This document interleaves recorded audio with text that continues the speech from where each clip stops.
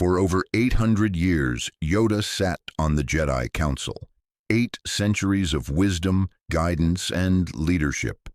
He had trained countless Jedi, prevented galactic wars, negotiated peace treaties, and shaped the very philosophy that defined the Order. He was not just a member of the Council. He was its heart, its conscience, its living connection to the ancient traditions that stretched back millennia. And then, without warning, he left. The official records are sparse, deliberately vague. They speak of Yoda taking a sabbatical, of pursuing deeper understanding of the Force, of temporary absence for personal reflection. The Council issued statements about respecting the Grand Master's need for solitude and meditation. The Senate was assured that the Jedi Order remained strong despite Yoda's departure, but these were lies. Careful, diplomatic lies designed to conceal a truth so disturbing that even the Jedi Council could not openly acknowledge it. Yoda did not leave to meditate or seek deeper wisdom. He did not depart because he was tired or old or in need of rest. He left because he had discovered something that shook him to his very core, something that revealed the Jedi Order he had served for 8 centuries was fundamentally broken, had been broken for longer than most beings could comprehend, and was heading toward catastrophic failure. What Yoda discovered was not just a problem that could be solved through reform or better training. It was not a political challenge or a philosophical disagreement. It was a revelation so profound, so devastating, that it called into question everything the Jedi had become, everything they believed about themselves, and everything they claimed to stand for. The revelation concerned the dark side, not the external threat of the Sith. That danger was already known, already feared. No, what Yoda discovered was far worse. He discovered that the dark side was not just an external enemy. It was growing within the Jedi Order itself, fed by the very practices and philosophies the Jedi believed protected them from corruption. He discovered that the Jedi Council, in their arrogance and certainty, had become servants of the dark side, while believing themselves champions of the light. That every decision they made, in the name of peace, brought the galaxy closer to war. That their detachment from emotion had transformed into cold indifference to suffering. That their commitment to serving the Republic had made them blind enforcers of an unjust status quo.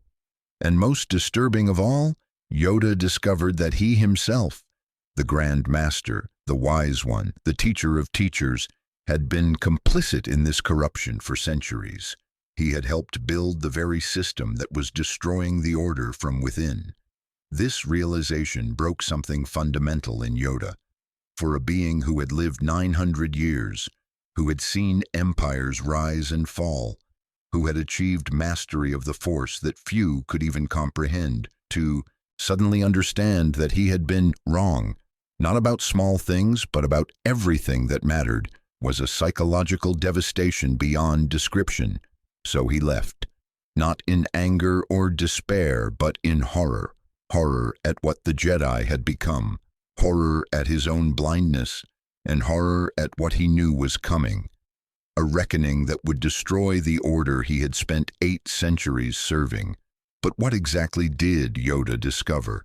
What specific truth was so disturbing that it drove the wisest being in the galaxy to abandon his post at the moment when the Jedi needed leadership most? What did he see that the other council members could not or would not see? To answer these questions, we must journey into the hidden history of the Jedi Order, examine the philosophical corruption that had infected it over centuries, and understand how even the greatest wisdom can become the greatest blindness when it refuses to question its own assumptions. Act 1. The Seeds of Corruption. Chapter 1. The Jedi's Forgotten Purpose. To understand what went wrong, we must first understand what the Jedi Order was supposed to be. In its earliest days, over 25,000 years before the Clone Wars, the Jedi were not peacekeepers or diplomats or enforcers of galactic law. They were philosophers and mystics who studied the Force as a cosmic mystery, who sought to understand the fundamental nature of reality and their place within it. The ancient Jedi, or rather the Jedi order from which the Jedi evolved, recognized that the Force had multiple aspects: light and dark, creation and destruction, selflessness and passion. They did not view these as good and evil, but as complementary forces that must exist in balance. Their symbol was not the rising sun of enlightenment, but a balanced scale, representing their commitment to maintaining equilibrium. But over millennia, this understanding eroded. The Jedi encountered the Sith, an order of dark side users who embraced passion, power, and domination. Wars erupted, atrocities were committed, and the Jedi made a fateful decision. They would reject the dark side completely, would define themselves in absolute opposition to everything the Sith represented. This shift from balance to binary opposition, light versus dark, good versus evil, Jedi versus Sith, transformed the Order's fundamental philosophy. They no longer sought to understand the full spectrum of the Force. Instead, they divided reality into acceptable and unacceptable aspects, drawing lines and declaring that certain emotions, certain expressions of the Force, certain ways of being were inherently wrong and must be suppressed. The code evolved to reflect this binary worldview. There is no emotion, there is peace. There is no ignorance, there is knowledge. There is no passion, there is serenity. There is no chaos, there is harmony. There is no death, there is the Force. On the surface, this code seemed wise. It emphasized control, discipline, and transcendence of petty concerns. But it contained a fatal flaw. It denied fundamental aspects of existence. Emotion, passion, chaos. These are not aberrations, but essential parts of being alive. By declaring them non-existent or invalid, the code did not eliminate them. It merely drove them underground, into the shadow, where they festered and grew toxic. Yoda had memorized this code before he was 50 years old. He had taught it to thousands of students over 8 centuries. He had believed it represented profound truth. And then, in his 9th century of life, he began to see its poison. Chapter 2, The Vision That Changed Everything. The catalyst for Yoda's departure was a Force vision, not an ordinary vision. Yoda had experienced countless Force visions throughout his long life. This was something different, something more intense, more real, more unavoidable.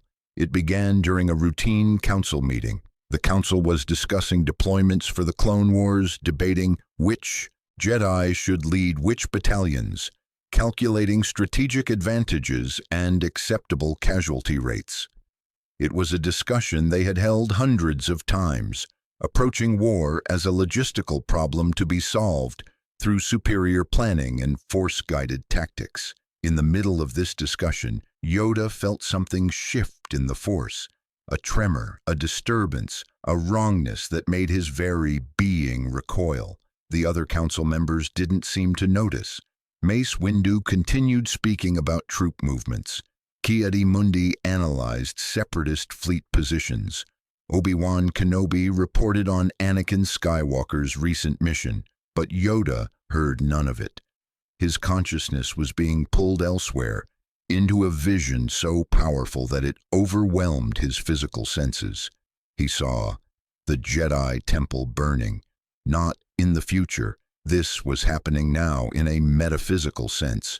Flames of dark side energy consuming the ancient halls, fed not by enemy attack but by the Council's own actions. Every political compromise they made added fuel. Every emotion they suppressed created sparks. Every time they acted as soldiers rather than peacekeepers, the flames grew higher. He saw younglings training with lightsabers, learning combat forms, being prepared for war. But the vision showed what the Jedi couldn't see: dark side energy flowing into these children through their training. corrupting them slowly, transforming them from seekers of wisdom into weapons. The more skilled they became at combat, the farther they drifted from genuine understanding of the Force. He saw Jedi Masters sitting in the council chamber, debating philosophy and strategy, believing themselves wise and enlightened.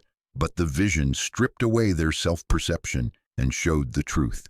Beings trapped in rigid dogma, so committed to their worldview that they couldn't recognize contradictions or acknowledge mistakes. Their wisdom had calcified into arrogance, their certainty into blindness. He saw the Jedi serving the Republic Senate, believing they were supporting democracy and justice. But the vision revealed the reality. The Jedi had become enforcers of an corrupt status quo, protecting the wealthy and powerful while the masses suffered. They maintained order, but it was an unjust order. They prevented change, but change was desperately needed. And then the vision showed Yoda something that broke him completely. He saw himself, not as he believed himself to be, but as the Force saw him. He saw 8 centuries of mistakes, of opportunities for wisdom ignored, of students failed, of darkness embraced while believing it was light.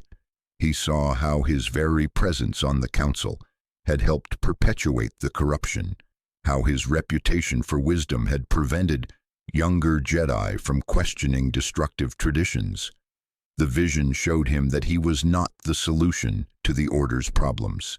He was part of the problem. His age, his experience, his authority, all of it had become an obstacle to necessary change. The Jedi Order could not reform itself while he sat on the council, because his presence gave legitimacy to a system that needed to be torn down and rebuilt from its foundations.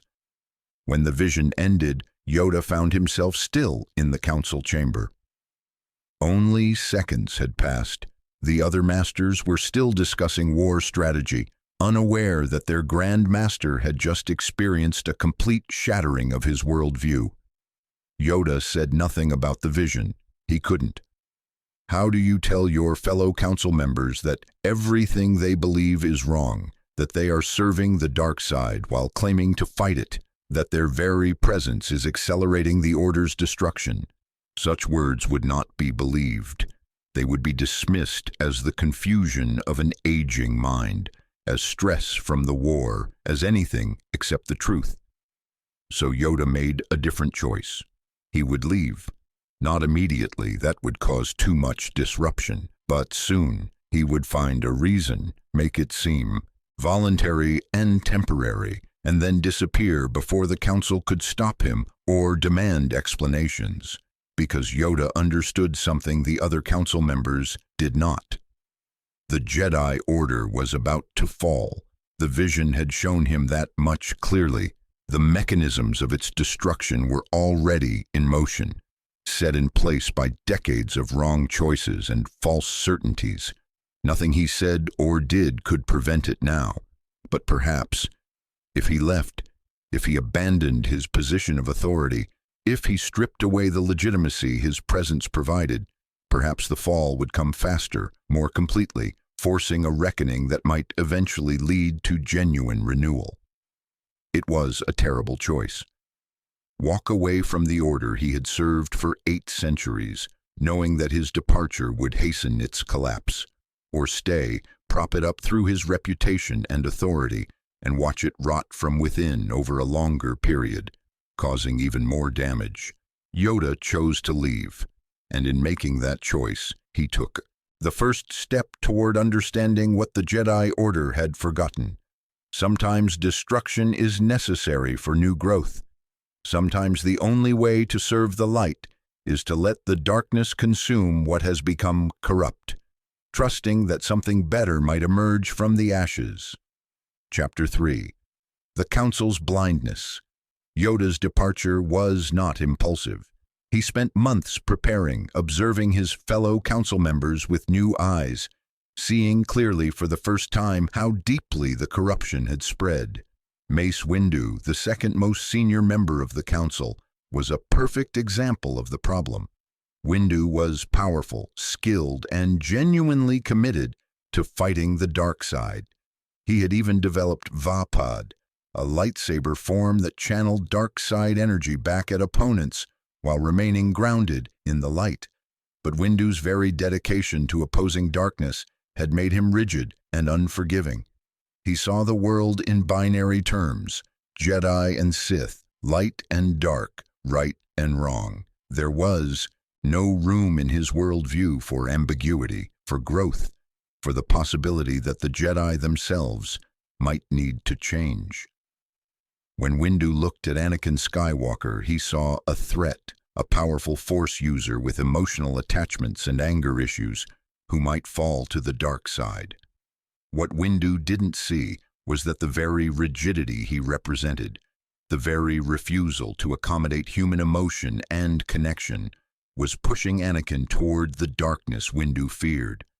Yoda watched Windu train students, watched him make council decisions, and saw a man whose strength had become brittleness. Windu would break before he bent, and when he broke, he would take others with him. Ki-Adi-Mundi represented a different kind of blindness. He was intelligent, well-versed in Jedi philosophy, capable of sophisticated strategic thinking, but his intelligence had become a cage. He approached every problem as an intellectual puzzle to be solved through logic and analysis, never recognizing that some truths cannot be reached through reasoning alone. When Ki-Adi-Mundi discussed the Clone Wars, he spoke of acceptable losses, strategic objectives, and calculated risks. He had reduced war, the ultimate expression of suffering and chaos, to mathematics. The screams of dying clone troopers were data points. The devastation of planetary populations was a variable in equations. This was not coldness or cruelty.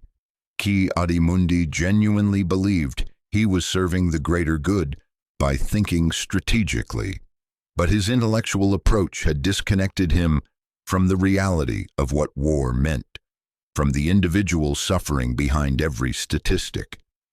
Yoda listened to Ki-Adi-Mundi's strategic analyses and recognized the dark side hiding in plain sight. The belief that some beings were expendable, that suffering could be justified if it served a larger purpose, that the ends could justify terrible means. Plo Koon showed yet another face of the corruption. He was compassionate, beloved by the clone troopers. He led, genuinely caring about the beings under his command. But his compassion was constrained by his loyalty to the Order. When the two came into conflict, when the Council made decisions that would harm innocent beings but serve Jedi interests, Plo Koon chose the Order. This selective compassion was worse than no compassion at all, Yoda realized. It taught that some beings mattered more than others, that loyalty to an institution was more important than universal love, that the Jedi were special and therefore their suffering mattered more than the suffering of ordinary beings. Shakti, Luminara Unduli, Ayla Sakura. Each council member represented a variation of the same problem. Good beings, skilled Jedi, genuinely committed to peace and justice, but all of them trapped within a system that made genuine goodness impossible, that turned their virtues into vices through corruption, so subtle they couldn't perceive it. And this was the most disturbing thing Yoda discovered. The corruption of the Jedi Order was not the result of evil beings making evil choices.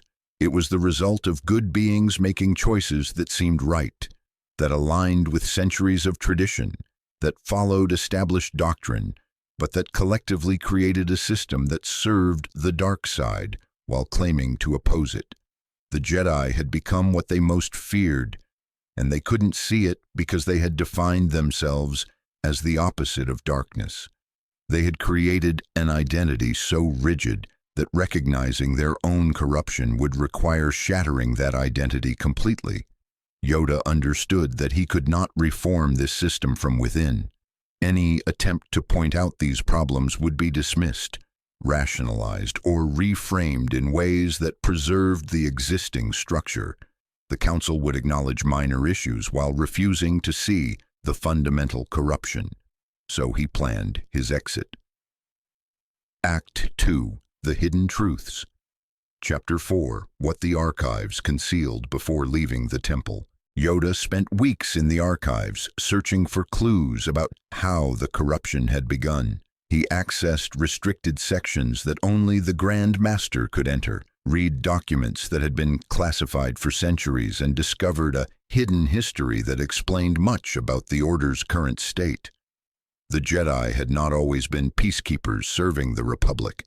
For thousands of years they had operated independently, studying the Force, helping communities resolve conflicts, but never serving any government or political body. They understood that attachment to political power would corrupt their purpose. But approximately 1,000 years before the Clone Wars, something changed. A series of devastating conflicts between Jedi and Sith culminated in the Battle of Ruusan, where the Sith were apparently destroyed and the Jedi emerged triumphant. In the aftermath, the Republic Senate offered the Jedi an official position: serve as peacekeepers, diplomats, and protectors of the Republic in exchange for funding, legal authority, and political influence. The Council of that era debated the offer. Some argued that accepting would compromise the Order's independence. Others countered that refusing would leave the galaxy without protection against future dark side threats. Eventually, they accepted, rationalizing that they could serve the Republic without being corrupted by it. Yoda found records of these debates, read the arguments and justifications, and recognized a pattern. Every objection raised by the skeptics had proven correct over the following millennium. Every assurance offered by those who supported Republic service had proven false. The Jedi had been corrupted by political power. They had become enforcers of Republic law rather than seekers of truth. They had prioritized stability over justice. They had compromised their principles incrementally, each compromise seeming small and reasonable, until they had collectively transformed into something unrecognizable from their original purpose. But the archives revealed something even more disturbing. The Sith had not been destroyed at Ruusan. Yoda found fragmentary references, carefully hidden notes left by previous masters who had suspected the truth but couldn't prove it. The Sith had survived, gone into hiding, and spent the next 1,000 years manipulating the Republic and the Jedi from the shadows. Every choice the Jedi made to serve the Republic, every step toward militarization, every compromise of principle, every adoption of rigid dogma over genuine wisdom had been subtly influenced by Sith manipulation. The Jedi believed they were protecting the galaxy from darkness, but they had actually been doing exactly what the Sith wanted, transforming themselves into the perfect weapon for their own destruction. Yoda traced this manipulation through centuries of council decisions. He saw how Sith agents had positioned themselves as advisors, how dark side users had infiltrated the Senate and bureaucracy, how the entire political structure the Jedi served had been shaped by their enemies. The Clone Wars themselves were the culmination of this millennium-long plan. Everything about the conflict, the separatist movement, the clone army, the emergency powers acts, was designed to force the Jedi into roles that would corrupt them beyond redemption. And it was working. With every battle they fought, every soldier they commanded, every political decision they endorsed, the Jedi moved further from the light and closer to the darkness they claimed to oppose. Yoda understood that revealing this information to the Council would accomplish nothing. They would dismiss it as speculation, would insist that they were resisting manipulation, would rationalize that their service to the Republic was necessary despite its costs. They could not see the truth because seeing it would require acknowledging their complicity in the Order's corruption. It would require admitting that 8 centuries of choices, traditions, and doctrines were fundamentally wrong. That level of self-examination was beyond the current Council's capability. Chapter 5. The Prophecy Misunderstood. In the archives, Yoda also revisited the prophecy of the Chosen One, the ancient prediction that a being would arise who would bring balance to the Force and destroy the Sith. The Council had always interpreted this prophecy as predicting their victory, the triumph of light over darkness. But Yoda, reading with new understanding, saw a different interpretation. Balance was not the same as victory. Balance implied equilibrium, the coexistence of light and dark in proper proportion. If the Force was currently out of balance, as the Jedi claimed, what did that imbalance look like? The Jedi had assumed the imbalance meant too much darkness, the presence of the Sith corrupting the Force. But what if the opposite was true? What if the imbalance was too much dogmatic, adherence to an incomplete understanding of light, too much suppression of natural emotions and passions, too much rigid control? If that was the case, then bringing balance wouldn't mean destroying the dark side. It would mean acknowledging both light and dark as necessary aspects of the Force, integrating them rather than rejecting one in favor of the other. And destroying the Sith might not mean defeating dark side users in battle. It might mean destroying the binary opposition that created the Sith in the first place, the very division between light and dark that both Jedi and Sith had perpetuated for millennia. From this perspective, the Chosen One would not be the Jedi's champion. He would be their judge, the instrument of their destruction and transformation. He would tear down the false dichotomy both orders had built and force a reckoning that would fundamentally change how the Force was understood and approached. Yoda realized that the Council had identified the Chosen One correctly. Anakin Skywalker was indeed the prophesied being, but they had completely misunderstood what his role would be. They expected him to help them win. Instead, he would reveal their failure and participate in their destruction. This revelation was terrifying. It meant the fall of the Jedi Order was not just likely, it was prophesied, necessary, part of a cosmic pattern that was beyond any individual's ability to prevent. But it also offered strange comfort. If the destruction was prophesied and necessary, then perhaps it was not a failure, but a transformation. Perhaps the order needed to fall so that something truer, wiser, more balanced could eventually emerge. Yoda couldn't share this interpretation with the Council. They were too invested in the traditional reading of the prophecy, too certain that they represented good against evil, suggesting that they were the problem, that their destruction was necessary and prophesied, would have been seen as heresy or madness. So Yoda kept this knowledge to himself, added it to the growing weight of terrible truths. He could not speak and continued planning his departure. Chapter 6. The Final Straw. The specific incident that triggered Yoda's departure occurred during a council meeting approximately 6 months after his devastating Force vision.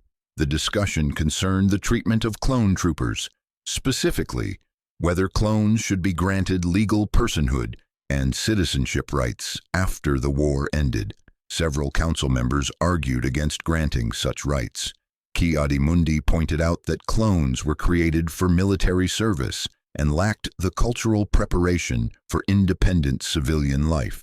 Mace Windu expressed concern that millions of trained soldiers with uncertain loyalties posed a security risk. Even Obi-Wan Kenobi, usually more compassionate, worried about the economic and social disruption such a policy would cause. The council concluded that while clones should be treated well during their service, granting full citizenship was premature and potentially dangerous. The matter was tabled for future consideration. Yoda listened to this discussion and felt something inside him shatter completely. These were beings created specifically to fight and die in a war they had not chosen. They were sentient, intelligent, capable of forming relationships and experiencing the full range of emotions. They called the Jedi General and followed orders into certain death, trusting that their commanders valued their lives.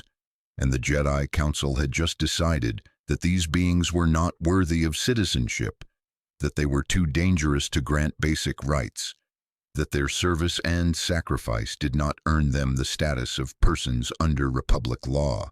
This was slavery, not in the crude form of chains and auction blocks, but slavery nonetheless, beings created to serve, denied autonomy, treated as property rather than persons. And the Jedi, who claimed to oppose injustice and fight for the oppressed, were participating in this system. They commanded these slaves, sent them to die, and then debated whether they deserved basic rights. The hypocrisy was so profound, so complete, that Yoda could no longer remain silent. He spoke, his voice carrying the weight of 9 centuries of life. A grave mistake this is. Sentient beings the clones are, deserving of rights they are. Our brothers in battle we call them, but as brothers we treat them not. This way lies darkness. The council members exchanged glances. Mace Windu responded with careful patience, the tone one uses with an elder who doesn't understand modern complexities. Master Yoda, we understand your concern, but the reality is more complicated. We must consider the security of the Republic, the welfare of civilians, the practical challenges. Excuses these are, Yoda interrupted, his ears lowering in a gesture of deep sadness. Justifications for injustice. Learned this? I have. When compromise with evil, we must to serve the greater good. Evil the greater good has become. Ki-Adi-Mundi leaned forward. Master, surely you don't equate reasonable security concerns with evil. We're not advocating mistreatment. We're simply being realistic about the challenges. Realistic, Yoda echoed, his voice bitter. Once realistic it was to accept slavery on Tatooine, because abolition would disrupt local economies. Realistic it was to ignore suffering on Outer Rim worlds, because Republic resources were limited. Realistic it has always been to do nothing when action requires sacrifice. The council chamber fell silent.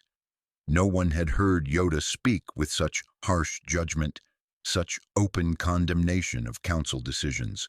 Plo Koon tried a different approach. Master Yoda, what would you have us do? Grant citizenship to an army of clones when we don't know if they'll remain loyal to the Republic? Risk civil war or military coup? Trust them you should, Yoda said, quietly. Earn their loyalty, not command it. Treat them as persons, not property. But see this, you cannot. Blind the council has become. Blind I too have been for far too long. He stood, leaning heavily on his Geimer stick. A decision I have made. Leave the council, I will. Leave the temple. Meditate on these failures, I must. See clearly again. Perhaps I can, when far from this place I am. The announcement shocked the council. Mace Windu stood as well. Master, you can't be serious. The Order needs you, especially now during the war. Need me? The Order does not, Yoda said sadly. Need truth? It does. Need wisdom? It does. These things I can no longer provide from within this council. Failed, I have. Failed my students, failed the clones, failed the very Force itself. He moved toward the door, his steps slow and heavy. At the threshold, he turned back one last time. A prophecy there is, of one who will bring balance to the Force. Thought we knew what this meant, we did. Wrong, we were. The balance coming is not our victory, it is our judgment. And with those cryptic words, Yoda left the council chamber. Within a week, he had departed the temple entirely, citing personal need for solitude and meditation. The council accepted his explanation, relieved that he hadn't caused more disruption with his disturbing speech. They did not understand that Yoda had seen the future, had recognized the pattern of the Order's fall, and had chosen to step aside rather than enable the corruption any longer. Act 3 Into Exile, Chapter 7, The Hermit's Truth. Yoda traveled to Dagobah, a remote swamp planet strong in the Force but devoid of civilization. It was a place where he could think, meditate, and process the devastating realizations that had driven him from the temple. The first months were torment. Yoda had spent 8 centuries building his identity around being a Jedi Master, around serving the Order, around the certainty that he represented wisdom and light.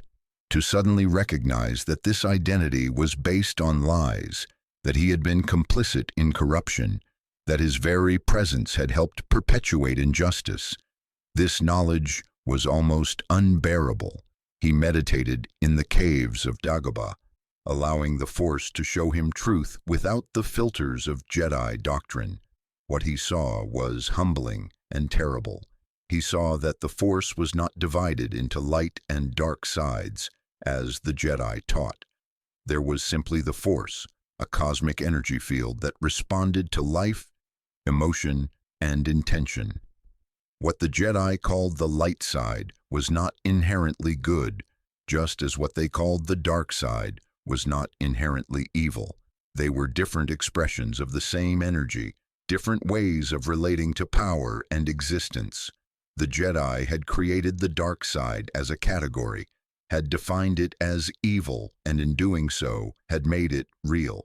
By rejecting emotions like anger, fear, and passion as dark, they had guaranteed that those emotions would be expressed in unhealthy, destructive ways. They had created the very thing they feared. The Sith, in turn, had embraced what the Jedi rejected, had defined themselves in opposition to Jedi suppression. But they had fallen into the opposite trap, believing that passion and power were the only truths, rejecting compassion and connection as weakness. Both orders were wrong. Both had taken one aspect of the Force and absolutized it, had created false dichotomies that distorted reality and caused immense suffering. True balance, the balance the prophecy spoke of, would require transcending both perspectives, recognizing that light and dark, emotion and serenity, passion and peace were all necessary aspects of a whole existence. The Force did not choose sides. It simply was.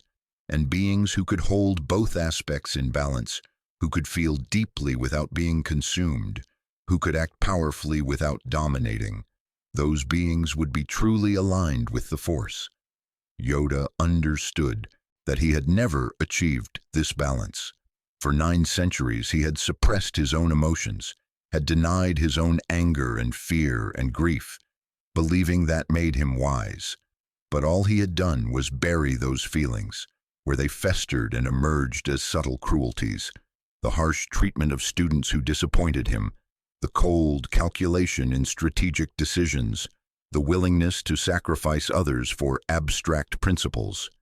He had been a hypocrite, and worse, he had trained thousands of other Jedi in the same hypocrisy, had perpetuated a system that damaged everyone it touched, and had done so while believing himself enlightened.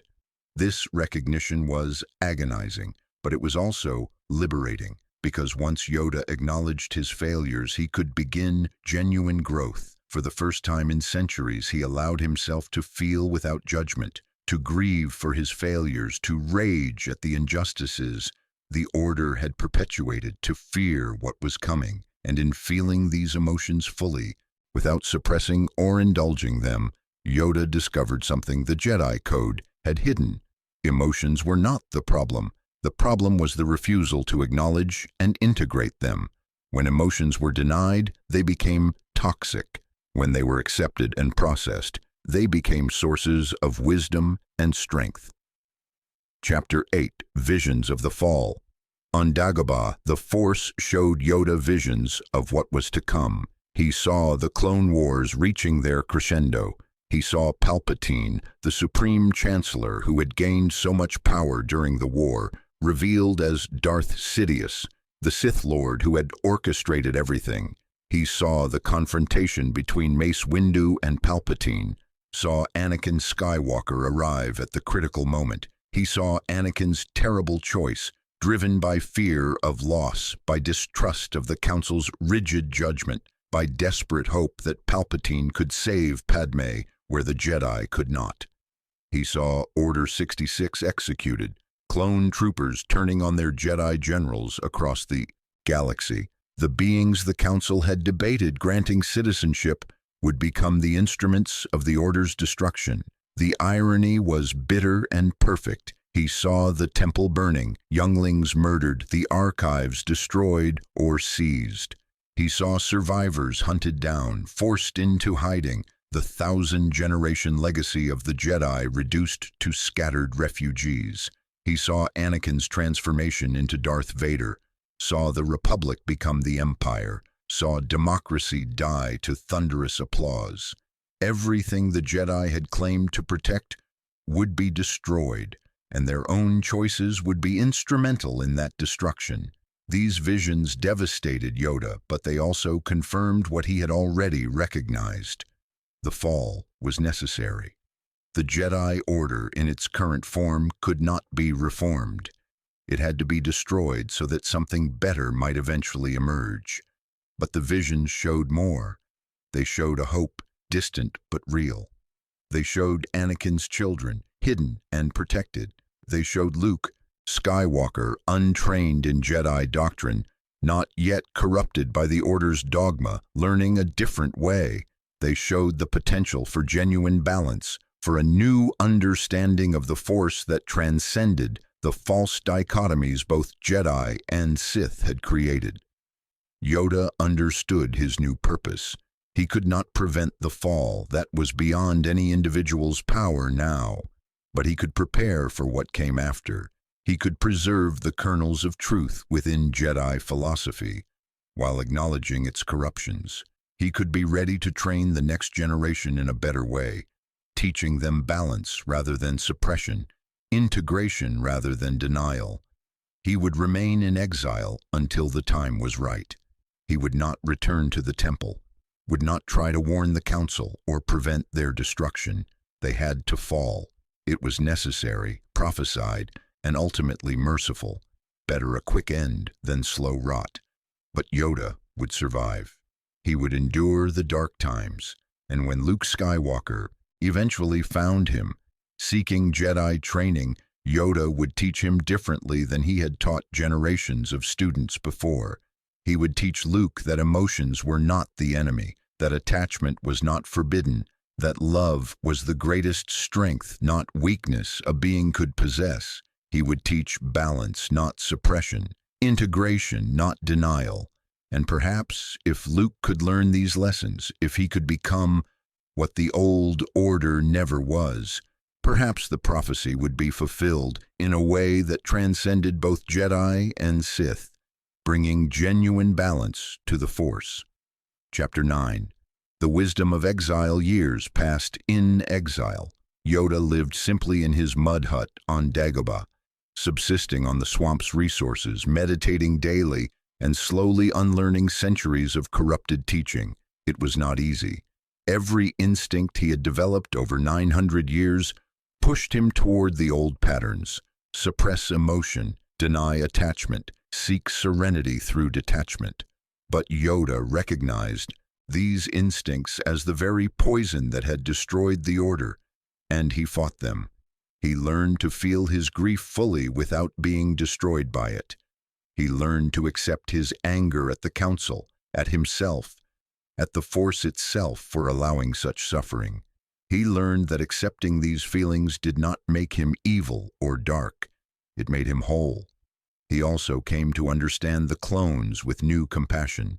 Those beings he had debated, granting rights, those soldiers the Council had treated as property. They were victims as much as any Jedi, created without choice, programmed to obey, forced to kill the people they had fought beside.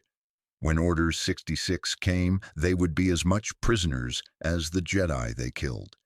Yoda mourned for them, for the Jedi, for the Republic itself.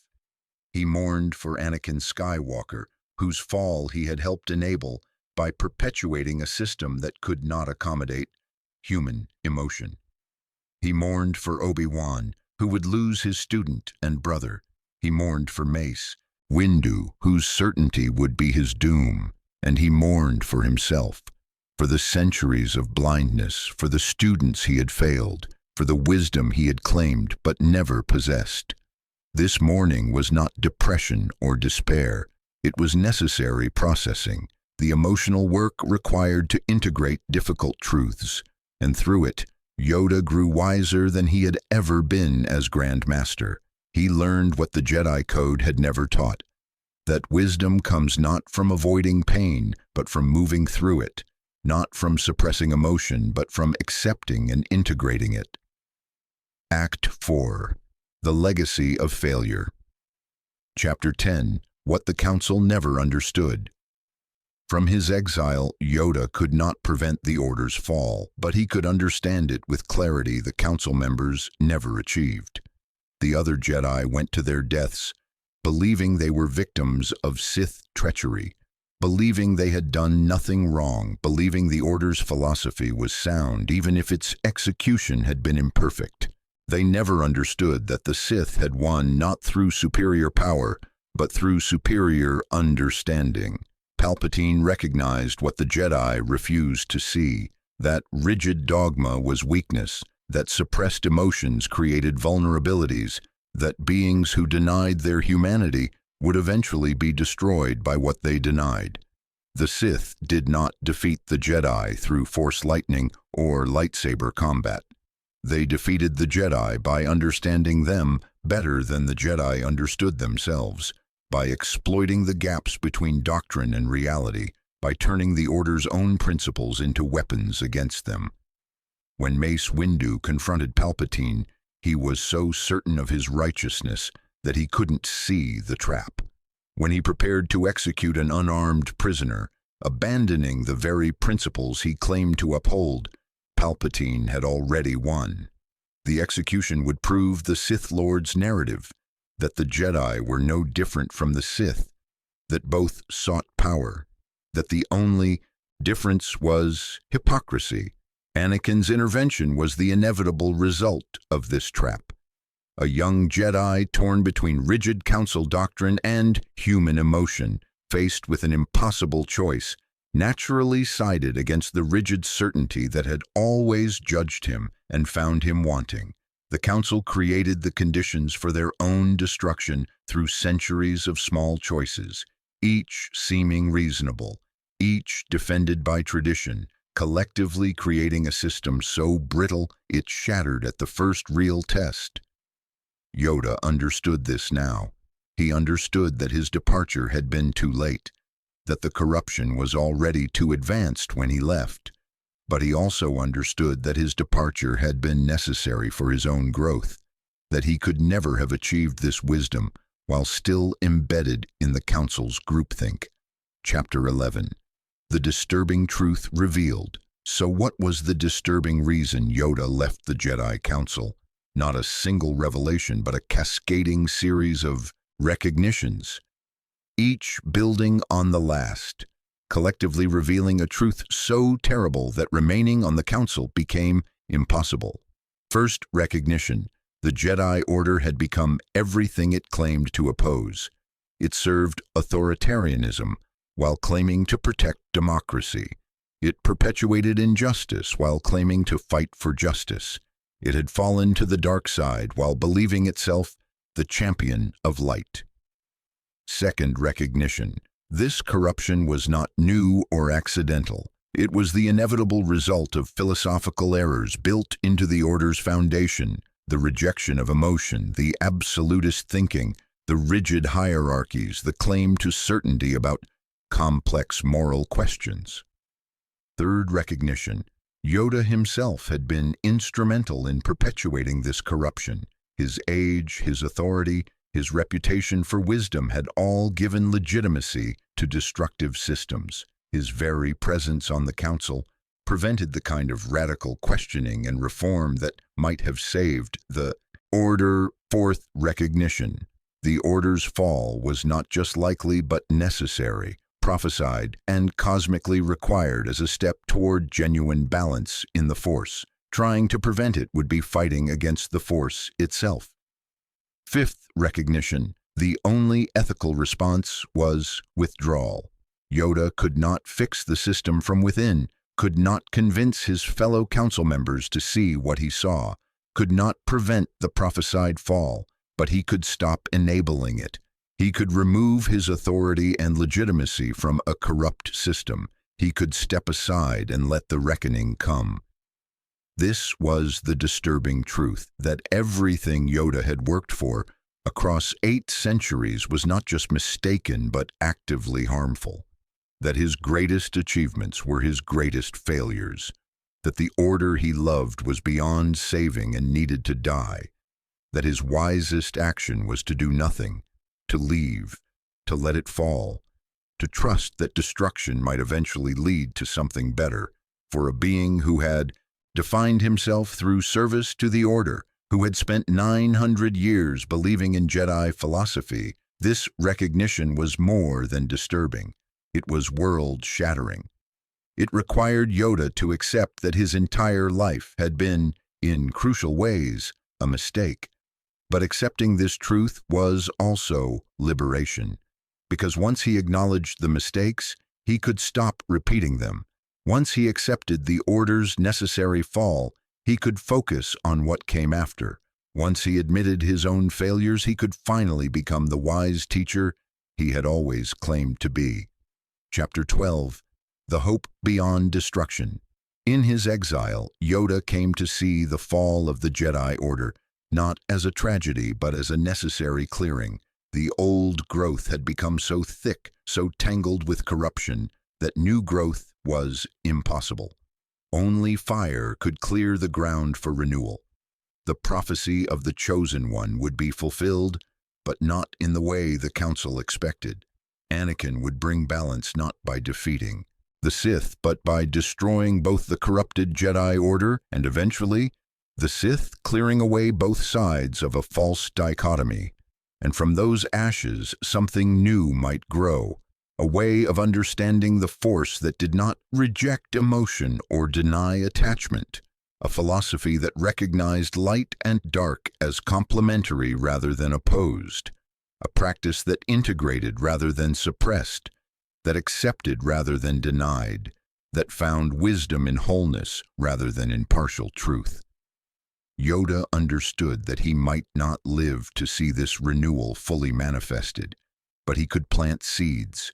He could teach Luke Skywalker differently than he had taught others. He could acknowledge his failures and share what he had learned from them.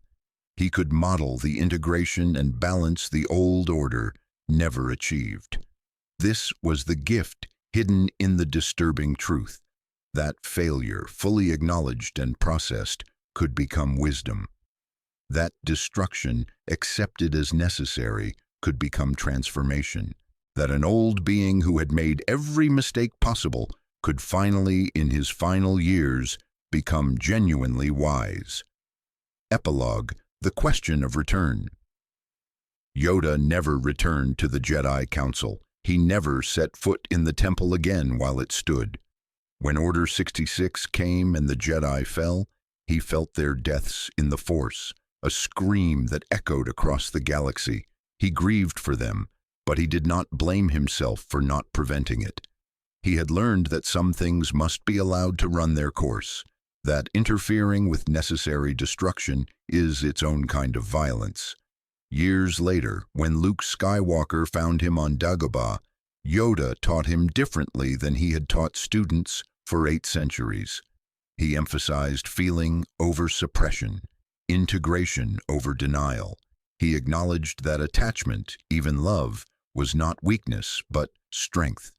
He told Luke that saving his father from the dark side was not betraying Jedi principles, but fulfilling them in a way the old order never understood. He taught that redemption was always possible, that no one was beyond the light, that love could accomplish what combat never could. These lessons were the fruit of Yoda's exile, the wisdom gained from accepting disturbing truths.